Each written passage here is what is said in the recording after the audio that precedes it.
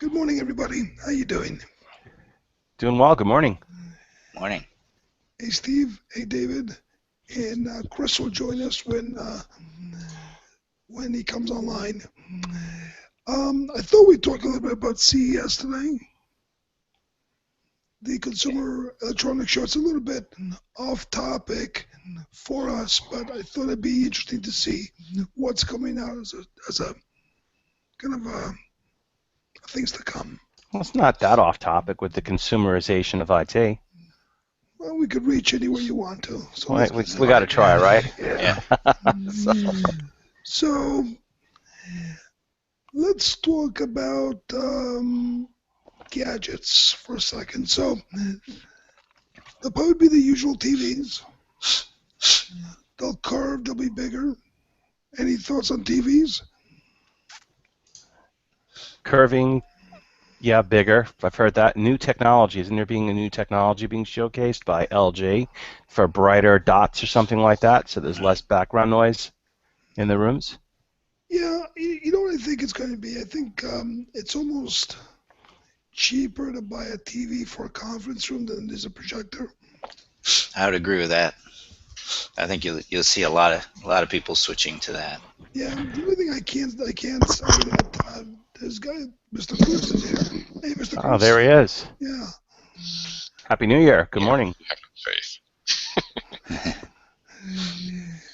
Good morning, sir. Good morning. Good morning. So we're talking about CES,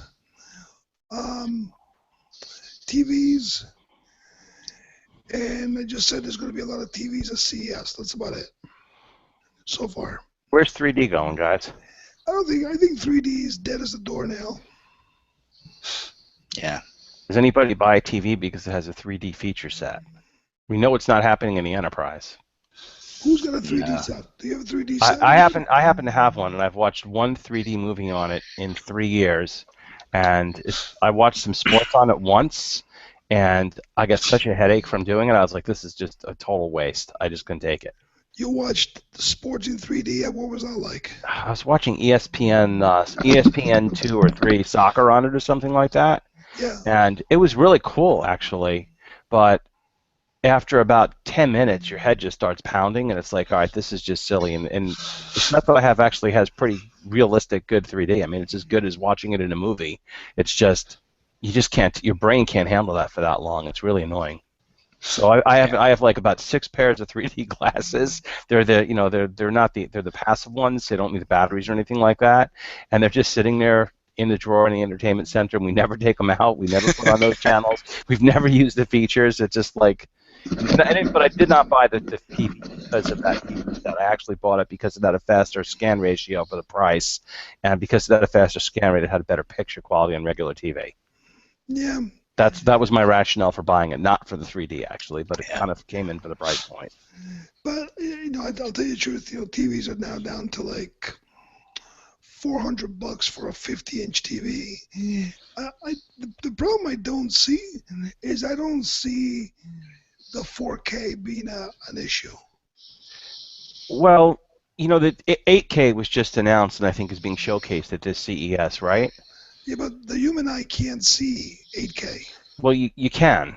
If you have a very large screen and you're really close to it, you can. That's where the difference is. No, It's but not the on the small screens, it's the human big eye- screens. The human eye cannot see 8K. You mean you can't detect the pixels You can't see the difference. between 4K and 8K? You can't see it.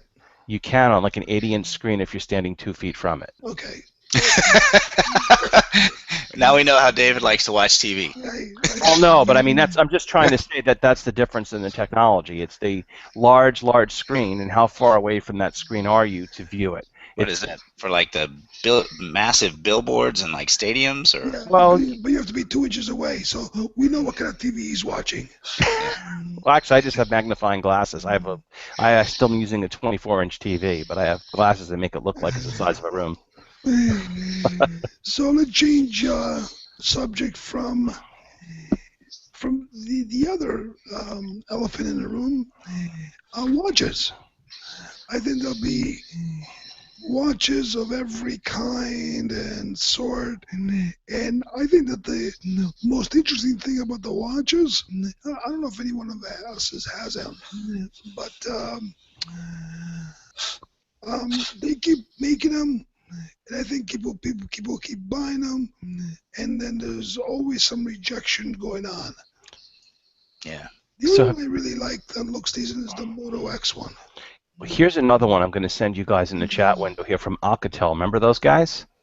Right. They just came out with a super cheap watch. I'm not sure if it's going to be here. I think it probably will be at CES, but Is it Android?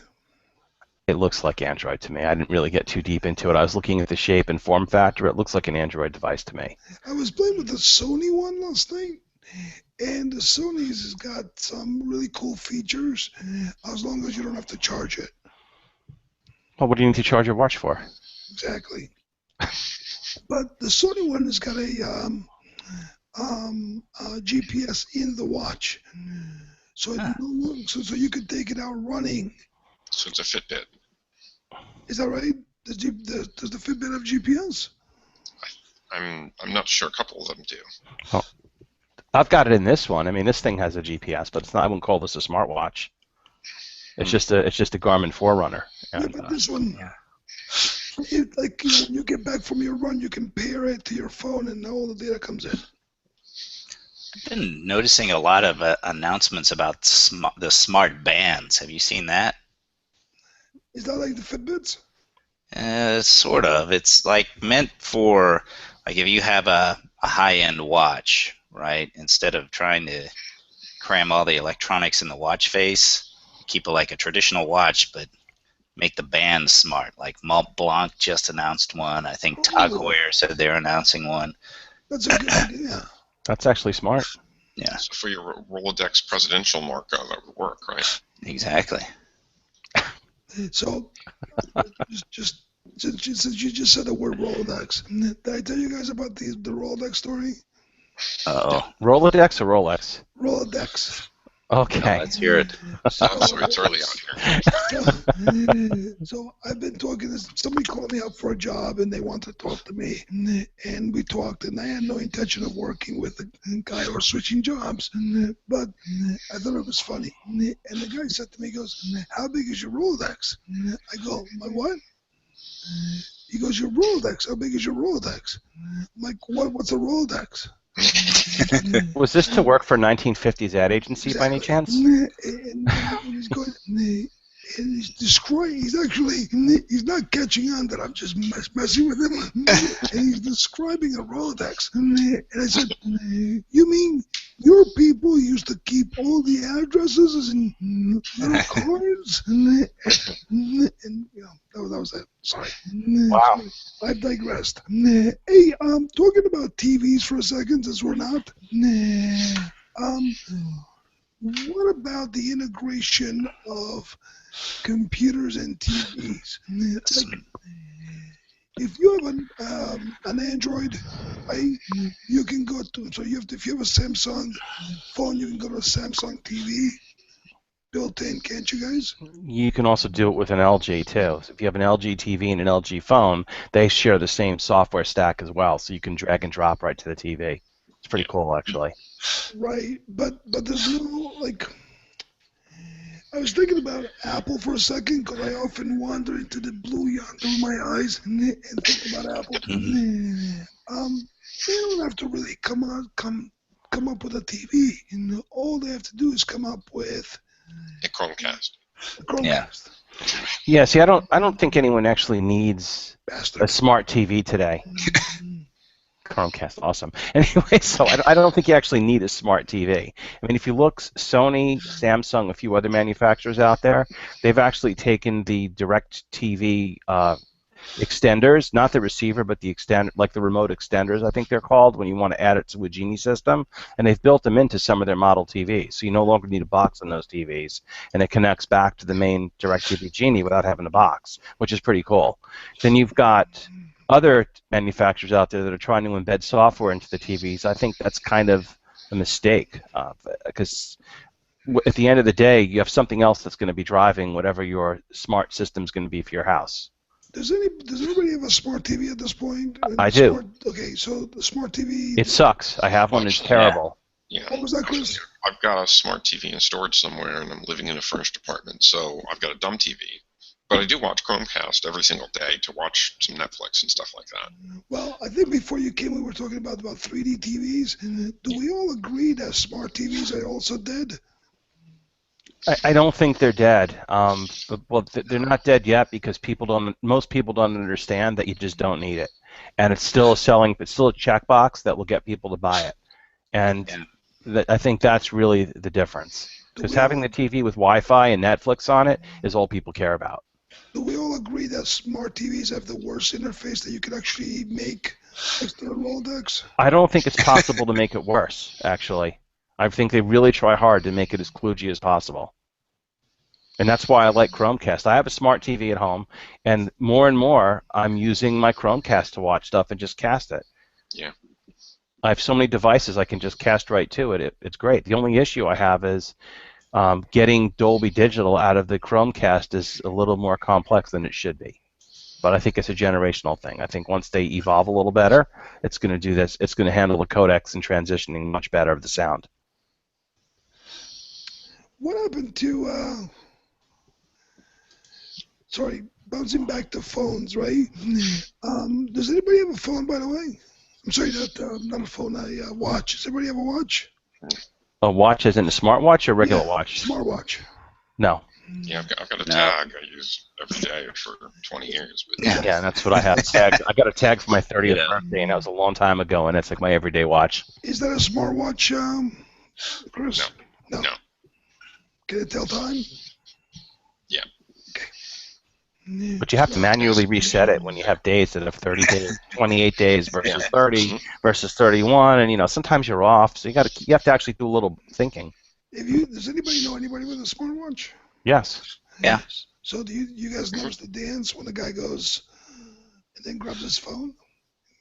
Grabs his phone? Hey, that's the only exercise those people are getting. There's a health benefit to that. So we're all pretty much geeks, other than Steve. He's too cool to be a geek. But is anybody going to go buy a watch? A smartwatch? No reason. Yeah. No, I don't really need anything on my wrist more than I have. The Apple Watch is only $6,000, Steve. Yeah, I saw that. I think I'll buy the Rolodex. Well, you're waiting for the Microsoft one, aren't you, Steve? So it works with your Surface? The Zune. Exactly. The Zune watch. What is the draw behind the watch? Dick Tracy. Yeah, I think too many people that watch Dick Tracy. Yeah, they just think it's cool. Like, wow, I can have this smartwatch on my wrist. I mean, these are to me, they're as geeky as the calculator watches from the 1980s. Was it 70s? I don't even remember. Hey. Are you still wearing one of those? Sorry. No. Hey, so, Chris, do you remember the My first? CTO has a watch that displays in binary. Yeah, I have one of those too. He's a Borg. Do you remember the first calculator, Steve? I mean, I'm Steve, Chris. Like, do you remember the first handheld calculators? Yeah. I remember my dad coming home with one and giving me this thing. They weighed like 5 pounds. This was smaller than that. This was like $99. It had 4 features. Yes. And it was $99. It was Texas Instrument. You think he was handing me like the family sword? What happened to the glasses? The Google glasses? The beta test is over. They've evolved, and now they don't exist anymore. What about all these? Well, I think the thing from glass that will survive is the heads-up display. We've had the heads-up display for years, right? My cars has it. Hell, my Nissan 1992 had it. Yeah. Well, I mean, they're getting, they're getting there. Was it somebody was introducing the new navigation system on the cars? I'm not sure whether it was Mercedes or who. I don't think it was Mercedes. It was somebody else. But and they were projecting a virtual car on the windshield in front of you, and so the car would like turn its blinker on and get to the right lane to turn right and that kind of stuff, and you would follow that car, and that was the concept. Is and instead of saying turn right onto McKenzie, whatever, there would be a virtual car projected on the windshield in front of you that would do what you're supposed to do next. It would just follow. That's ergonomics. So I just posted, speaking of GPSs, there's a new crop of software coming out for smartphones. One's called HUDway, which is, have you guys heard of this app yet? No. All right, well, this is a GPS app you put on your phone. Yeah, I have HUD Plus. I figured you would have this, Marco. But I've had that. HUD Plus has been around since the G3. The 3G phone,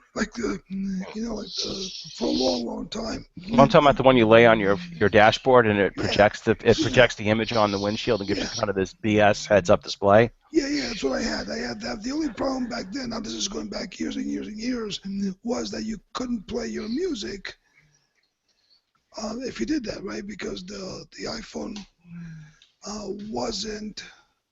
isn't multitasking. Okay. If you look at the code, for the iPhone, it's in there, right? So you can, in the code, it shows you can have like half an app and a quarter of an app and things like that. But in the way that HUD Plus did it, it had a button that you could do iTunes in the HUD, but I think that's done now because you can't call one up from another. Limitations. Damn you, Steve. Damn you. Well, it's to improve your user experience. Yeah. What about all those VR goggles that didn't Oculus and all that stuff? Didn't like Facebook and Google buy all these things? So last year, Engadget in New York. Remember that show, Chris? Yeah. I remember it. Yeah, Engadget was like a Saturday when they had the Oculus and my son tried it. It was cool for games and stuff.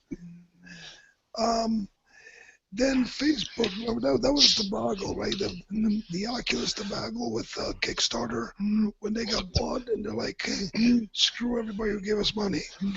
Yeah. The problem with all that stuff is that you wrap in something around your head and you become completely isolated from the rest of the world. And many, many people, with the exception of 24-year-old computer degree guys who live in their own apartments, right? And then a lot of them are sharing apartments, so it's not true, but people are going to mess with you. They're going to come up and smack you in the back of the head, and they're going to drop ice down your shirt and 1,000 other things. And you can't do it at work, and you can't do it in any kind of multi-body living experience because they're going to mess with you. See, I see it being an arcade experience, or I see it being in manufacturing. SAP had a pretty cool demo. Not that I'm giving SAP a plug, but this was at the Super Mobility Week show that I was at in Vegas a few months ago, and they had a demo showing how their manufacturing app works with Google Glass. And it was kind of cool, actually. It was a compelling demo of, it was kind of like the George Jetson, hit the yellow, red, green button, and that's all you have to do all day long because it's right in front of you, and it's extracting a series of complex commands down to. Google Glass is not an Oculus Rift. It doesn't isolate you. No, I know, I get that. That's why I said one's good for arcade stuff.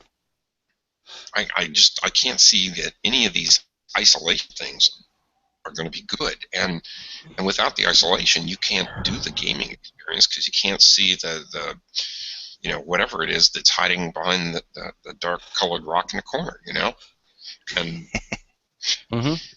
so the game is lost, and that's the problem, and so I don't see it because as much as you might want to, sometimes you can't allow the game to be your entire existence. I see it as an evolutionary step in the way these games are going to develop. Something else has to come along that's going to replace it pretty soon. Chris, I agree with you. Also, the isolation thing is funny because whenever you walk in somewhere, there's always somebody isolated looking down at their phones, walking into a wall. sure. Yeah, it's awesome. I can't believe how many people you see that, you go out to a restaurant, you look at the family, and 3/4 of the family is sitting down with their heads down, not talking to each other, looking at their phones through a meal. You mean the Yeah, without a glow? question. You mean the glow over their face when they're looking down? Yeah. So that's self-preservation, dude. Yeah, exactly. It wouldn't be a family otherwise. Hey, Steve. Very much so. Yeah. It seems like they're debuting a whole bunch of hard drives that are super, super small. Yeah. And are iOS compatible so that you can,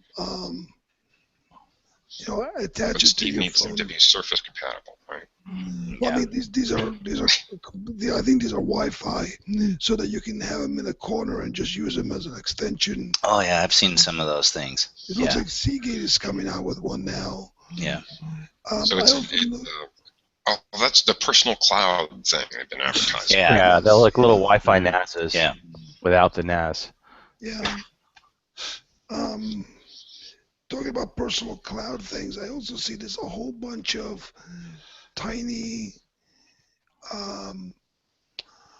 routers, like you put the Ethernet on one side, and now you have a router like a travel router for like $20. Hmm.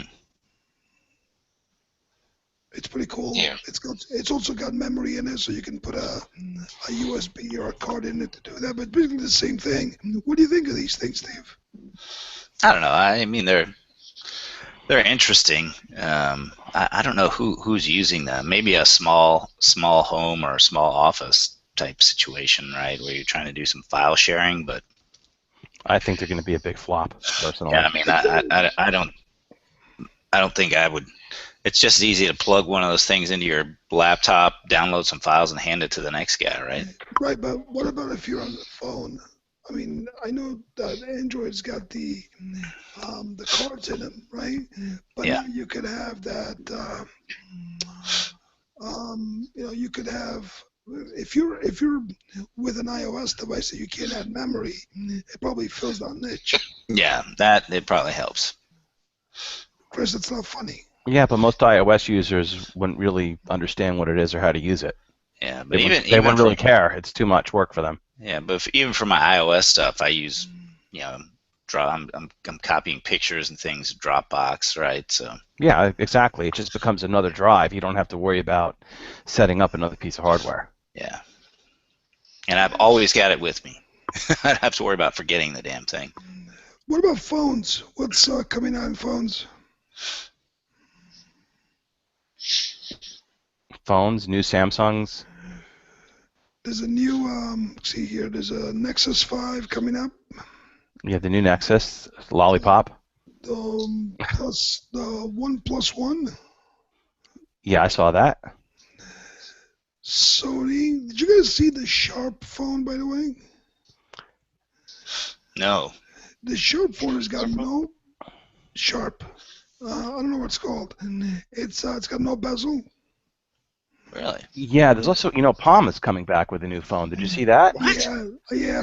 Palm is coming up from the ashes like the Phoenix. Yeah. Yeah, you can't make this stuff up. I'll show you this thing in a second. You know what? I would buy one. Well, yeah, because you buy everything. I mean, you just add it to your collection. No. Would you use it? I would use it.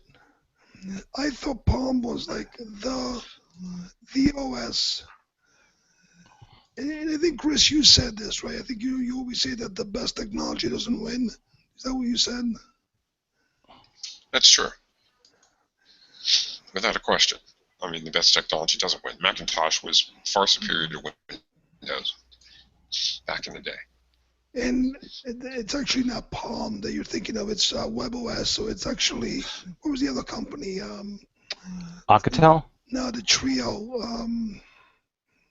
Oh, the Trio. Remember, Palm was. I thought it was the Palm Trio. Yeah, because they both. So what happened is, Palm split. A bunch of people left and came up with a Trio. Wasn't that the Visor or something like that? It was called No. Handspring. Nope. Handspring. There you go. It was Handspring. Remember the Trio? Yeah, Okay. sounds like there's some nostalgic love for it on your So side. that company got sold to Palm again, right? So it was a bunch of people that left Palm, then they became Palm again, came up with the Palm OS, HP bought it, and it died. Yeah, HP is where all things go to die. Well, Isn't I it? there's the other place, but then they sold it to LG. LG now looks like they're gonna come up with it, right? I think that's the Palm is sending out from LG, right? Let's see who's doing. Here's the article. I just found it. I'll send it to you guys. Just took me a second. So Samsung's introducing a new all-in-one desktop PC with a curved screen. Again. Really? Again. What is the what is the upside of these curved screens? I have yet to figure that out. So the upside is that you can see them from multi-angles. But is that actually true? Like, let's say you have it in a room that has a lot of ambient. No, I'm lying to you. No, I'm lying to you. It's only if you're 2 feet in front of it.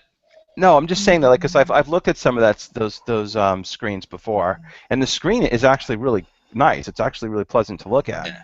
But the thought is, if you're going far on an angle, pretty far left or right of it, I don't know if you can see it as well, because part of it's going to be kind of extracted because it's curved away from you. Yeah. I don't know. The ones I played with, I bet that they look nicer, but I just don't. I don't know where you would use them. I just don't. Yeah. Put it in your house to say, hey, I got a curved TV. Isn't this cool? I spent twice as much on a curved TV. Right, but in the house it would actually be interesting, but you'd have to have a corner. Let's look at this from an enterprise perspective. You put this thing in the front of a conference room, doesn't make sense. No. No. Right? You put it in the corner of a conference room, maybe. Right. If your conference room has a corner.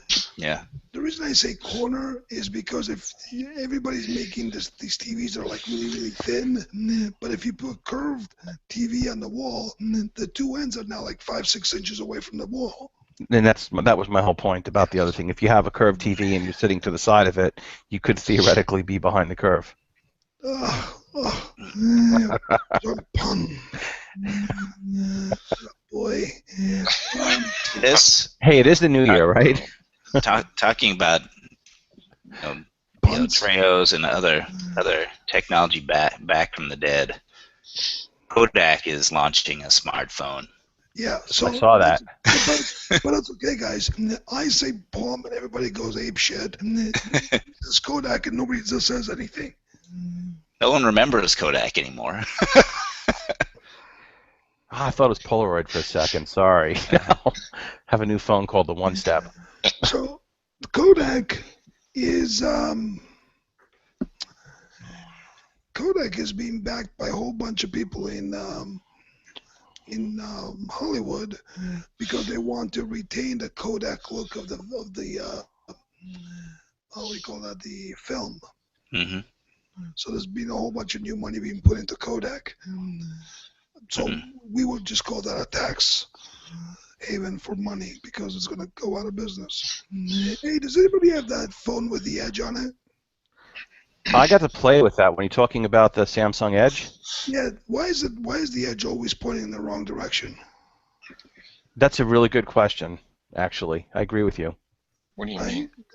So they came up with a phone that's called, I think the Edge. It's called the Edge. The Edge. And so there's one end has sort of a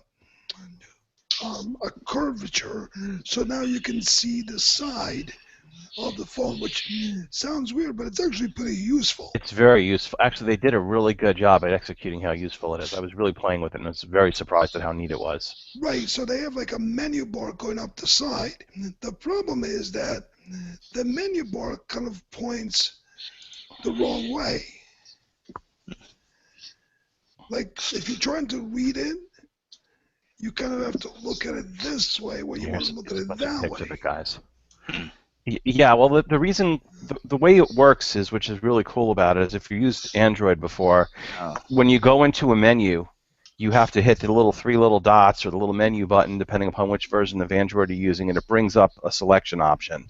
So if you're like in the phone book and you want to act upon that contact in the phone book to do something, you click on the different options, and then all the things you want to do pop up, like share, like if you want to share the contact, maybe you want to message them, maybe you want to call them, whatever. You can even just swipe on a contact and it will let you dial it from some of the Android applications. However, what the Edge does, which is really cool, is it takes that menu option and puts the icons of it on the side of the phone. So you no longer have to go through that extra step of opening up a menu. You can just act upon whatever you're in based upon the side of the screen.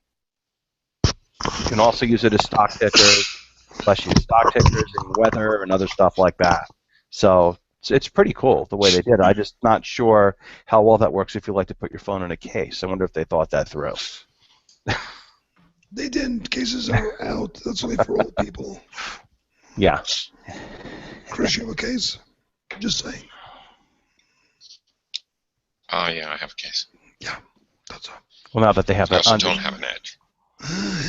Yeah, I don't have one either. And I probably wouldn't get one, but I do think it's a pretty cool idea.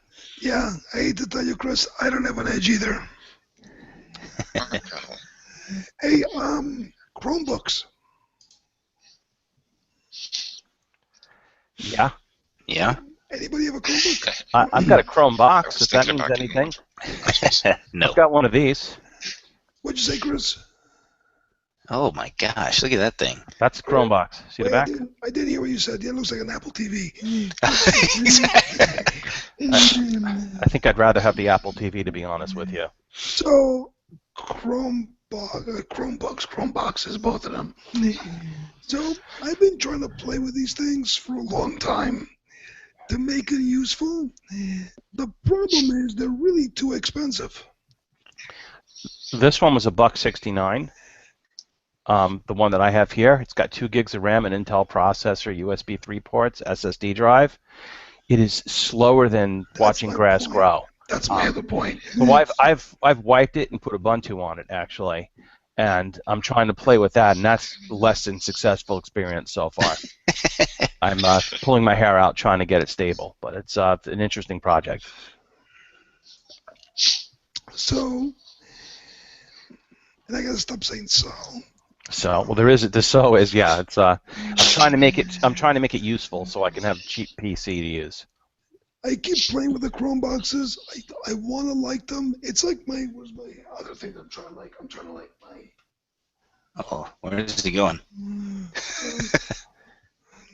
I'm trying to like my Windows tablet. See, that's how I feel about this thing. So I try to like it too. I can't get myself to like it. I got these three things that I'm trying to like, and I'm trying to like my iPad. It has become completely useless. Oh, so you agree with me? I'm trying to like my Chromebook.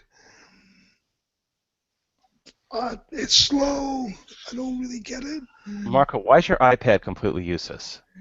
I'm curious to hear that because I've just got an iPad a few weeks ago. It's a used one that a friend gave me, and I've been playing with an iPad too, and I find it to be just pretty much useless, to be honest. It's so slow I don't have the patience to use it. Well, I don't know which one you have. It's an iPad 2, Generation 2. Well, that's why.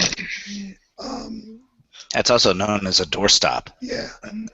So even with my Air 2 that I have, if it would disappear from my rotation, I would never miss it. Right? Yeah. Because the problem with the iPad has become irrelevant because I have a laptop and I have a desktop, which I'm talking to you right now. And my desktop is when I get in, I normally use my laptop. If I have to bring my iPad somewhere, it's just to show somebody that I have that technology. Yeah, because I find the MacBook Air that I have just meets all my needs. I can use it for everything I need it for. Mm-hmm. I've always said this, even from the moment that they came out. The iPad Air is cheaper than the iPad. I'm sorry, the MacBook Air. The MacBook Air is cheaper than the iPad. Yeah, I just find it to be a really decent device. I mean, it does what I need it to do, and it's fast enough, and I can get all my work done on it. Here's the trap. There's a trap. The Oh, trap is that I have some applications that only work on my iPad. Really? Yes. That's why I got the iPad, by the way. There's a couple of apps I needed access to. So. would- Yeah. Exactly. Yeah, I would think it was the other way around. That there are several applications that only work on your desktop. yeah. That don't That's work. why Not the you have case. to have a Surface. I challenge any of you guys to run Visio on your pads. I challenge anybody that needs to use Visio. You can actually run Visio on a MacBook pretty easily, or at least open Visio docs just by putting LibreOffice on it. Yeah. LibreOffice has a Visio viewer that works extremely well built into it. And you Not can a view, use, though. yeah, but you can use. I said Omni. view. Yeah, but I don't need the view. I need the edit. Well, I know that's you need Visio. Okay, so you can use Omni, and you can write and edit on iPad for Visios. Really? It's not good. You can do it. Therein lies the problem. And It's that's not the good. reason. That's like my experience with Ubuntu on the Chromebook. It's you can do it, but you have to be out of your freaking mind at this point to try to use it with what the experience is. You know what I think iPads and that whole 10-point, 9-point tablet, whether it's a Samsung or an iPad, they should just make them Netflix boxes. Yeah. Yeah, I mean, today I use my tablet to check my mail and respond a couple of times. But if I've got to respond with 2 paragraphs, I'm opening up the laptop. Exactly. See, I don't have that issue, Chris. Let me show you He only sends people a one-line response no matter what. So Yeah. You get a line. I usually get 2 words from him. When you reach the C-suite like Marco has, then his simple response is either yes or no. And that's You have to remember, Chris. Steve used to work with me. This is what I use, right? Can you guys see this? yeah. Yeah. Oh, yes. Here. Let me see if I can show you. Yes. You've got the keyboard, the Bluetooth My wife, keyboard on your my Mac. wife has the keyboard too. Right. And she loves her keyboard. So I can use this to type. But now that you put those 2 things together, you might as well have a laptop. And yet you still think your tablet is useless. It is. See, the sad thing is I keep going back to my Nexus 7 over this iPad that I have because it's just a better experience, which is not what I expected. Yeah. So with the did you get a 6 or 6 Plus, Steve? I've got a 6. Okay. So if you have a 6 Plus, you definitely don't need an iPad. Yeah. No. I don't know. I just. I've got the new Samsung tablet that actually does multitasking. And so I can run 2 things at once. Mm-hmm. So I can run Netflix and run Solitaire at the same time. But why would you do that? Because my wife wants to watch something stupid on Netflix. Hey, but And I want to play I Solitaire. just, I know people talk about multitasking. I never needed multitasking on my iPad. I think you do, but you don't know it. But maybe it's very disagree. possible. No, it's very possible. Yeah. Pick up one of the new Samsungs that does multitasking, and I think that you'll be surprised. My hands will burn.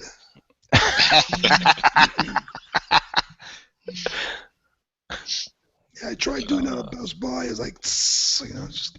That's actually the tablet that I want. That's what you want? The new Samsung, yeah. After using the thing I really like about the iPad is I do like the bigger screen than the 7-inch tablet that I have. I find it to be much better to read stuff on. I just find like the email is just horrible on it. As far as trying to like manage a Gmail box that's real active, I can do it on my Samsung Galaxy phone so fast that I don't even bother using it on the iPad. It just takes too long to get through it and delete stuff. Yeah. So guys, this is the 10-inch multitasking Samsung that I've got. What's with the 2 big buttons? It's like you pick one and then the other. No, it's the reminder that I got to get up early and do my stupid podcast with these guys. No, I thought that was a So- medication reminder you had on the screen. That could have been. No, it's. But it lets you multitask, so you can do two things at once. I don't know what to tell you. I don't do it a whole lot, but the few times that I've done it and I needed it, it was handy.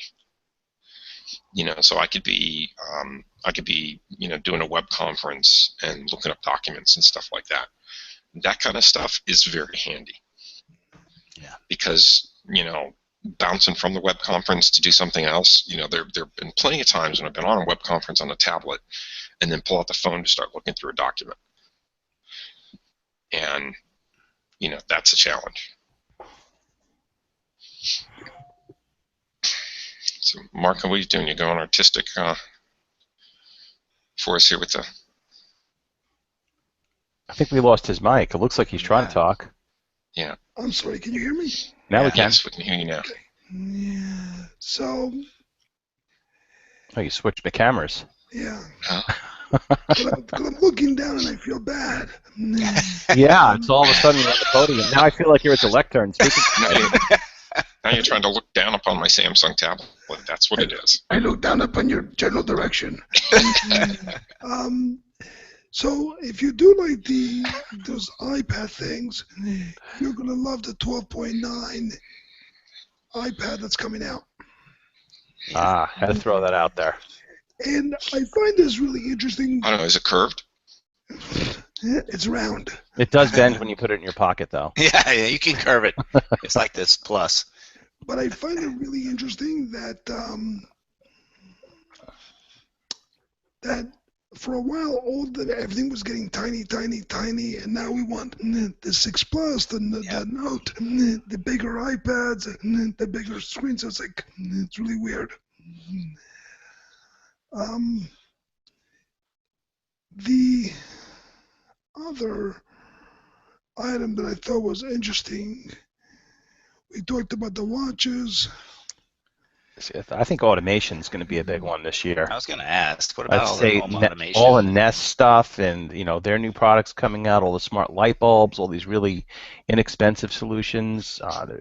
Crestron has a really neat solution out, this new Ping thing, PYNJ, which is finally an affordable solution from them. So there's some really interesting things that are hitting the market, I think, that are going to start changing things around. Well, you remember we were talking about the TV before and the smart TVs? Yeah. I think that what's missing is that there's no platform to own all these things. Exactly. Yeah. And I don't think that the smart TVs or the home automation thing is going to work until there's a platform that standardizes it. Well, that's what I'm talking about. Yeah. I'm talking about having some sort of a brain in your home that carries all the apps on it and does all the sharing and all the storage and all the traffic hopping of all your stuff, and basically allows you to have that one gateway for the house.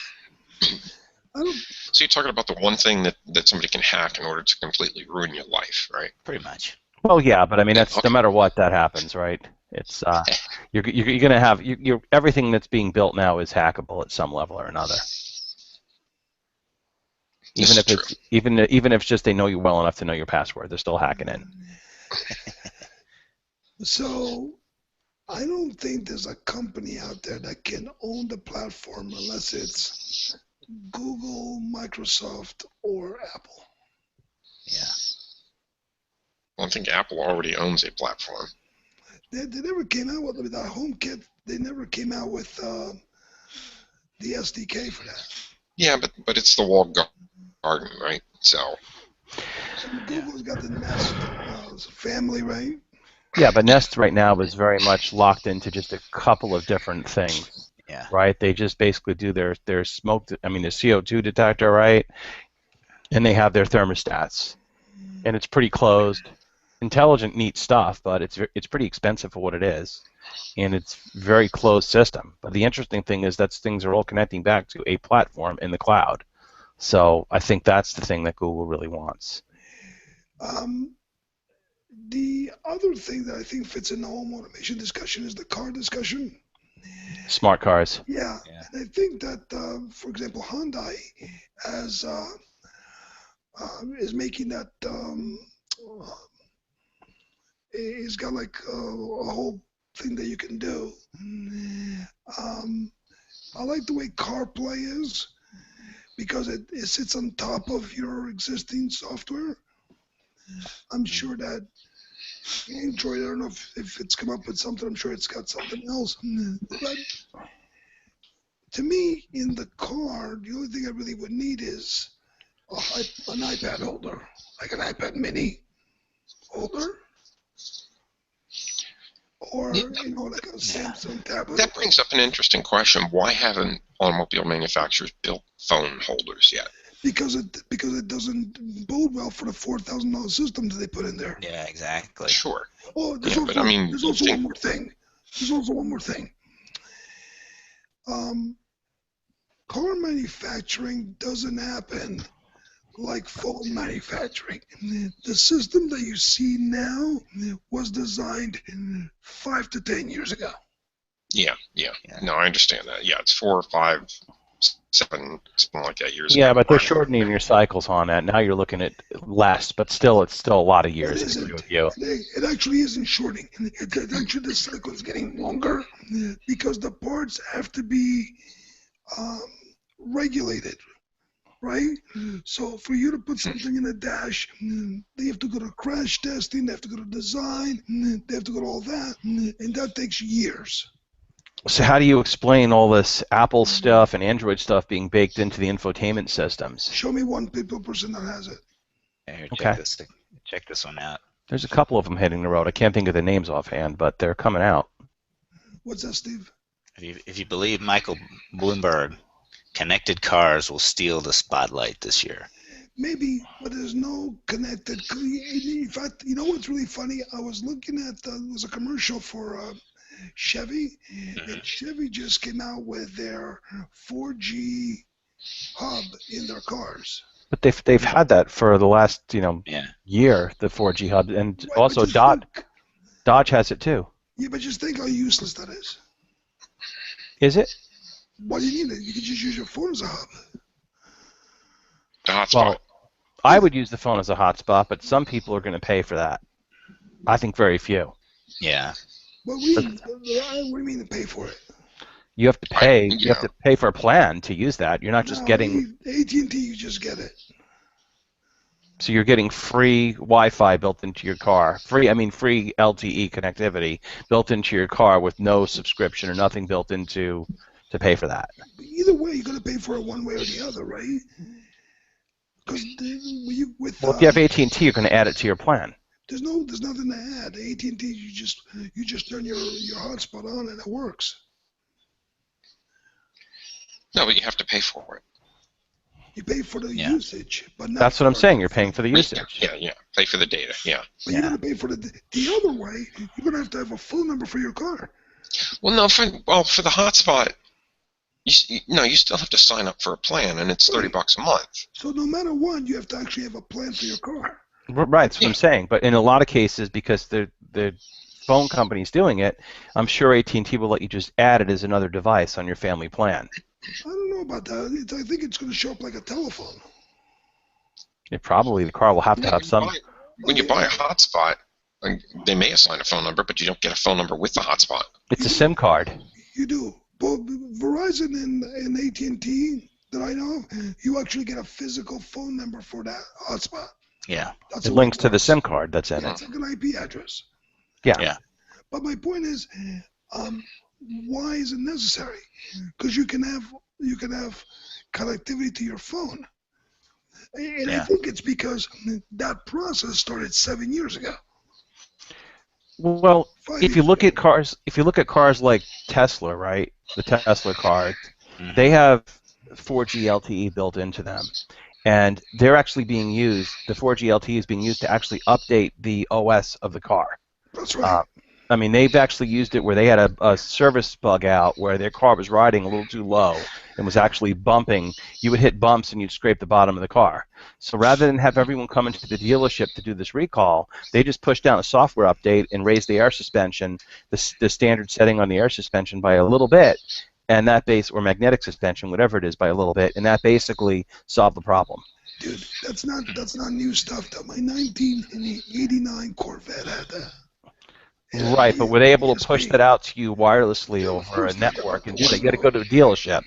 There was no. There was no wireless back then. But it's DSP technology. It's not a big deal.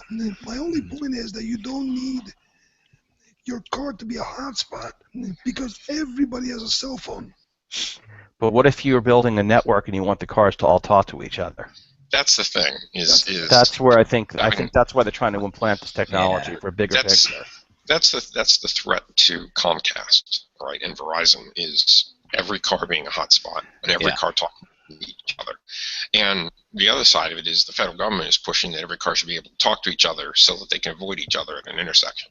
Yeah. And that would save lives, and that will happen. So making cars communicate with each other, is a requirement. And to do that, the only way you can do that is to throw wireless hotspots in all of them. Exactly. So I think that's the use case. Yeah. So that's 2 to 3 years down the road for all cars talking to each other, and that will help to significantly predict or reduce vehicle-to-vehicle collisions. And then every car being a hotspot suddenly stops, making wires necessary. Now I have to do some stuff because the latency is going to be an issue. But once I get there, then in-city, cable communications or in-city cell phone communications with every car being a relay point would be pretty interesting. Well, I think it's further down than 3 years on the road, because if you think in New York, Houston, San Francisco, absolutely. Kansas, cars aren't talking to anybody. Yeah. Well, you buy a new Chevy, it's going to have Cars a in metros. I'm sorry, what was that? Cars talking to each other is a little ways down the road, but I don't think it's as far as people are thinking, right? Because the ability to have your car talk to the other car as you're approaching an intersection, suddenly you start to not need lights so much. And granted, it's going to take a generation or more to get that, all around, but to get that rolling, get that out quickly, it's going to happen. Yeah. So I think we should probably have a talk about cars and that, but we should be more prepared for that. Sure. Yeah. Yeah. So this was our pre-CES show. What we probably should do is revisit this as we start getting more things out there. Yeah. Yeah. Who's going to CES? I can't go. Marco. They let your suite go? Never been to CES. I haven't It's either. 2 of us. Yeah. I've never been. Didn't you go last year, Dave? No, I did some other show around the same time as that, but no. Be a fun show to go to. Mm-hmm. I don't know. I can't imagine 200,000 people in one show. That's a bit large of a show for me. Yeah. I'm waiting an hour online for a bus. Well, you used that in San Francisco, aren't you? Don't you guys have the Google buses thing? I don't know. I don't ride the Google buses. I read the Muni. And Looks like we just had a blackout in 4 San minutes from where I Francisco. am. Every time we say Google, the connection just dies. All right, guys. Thank you for joining us, and we'll talk to you next week. Have a great week. Happy 2015. Bye, everybody. Bye, guys. Bye. Bye.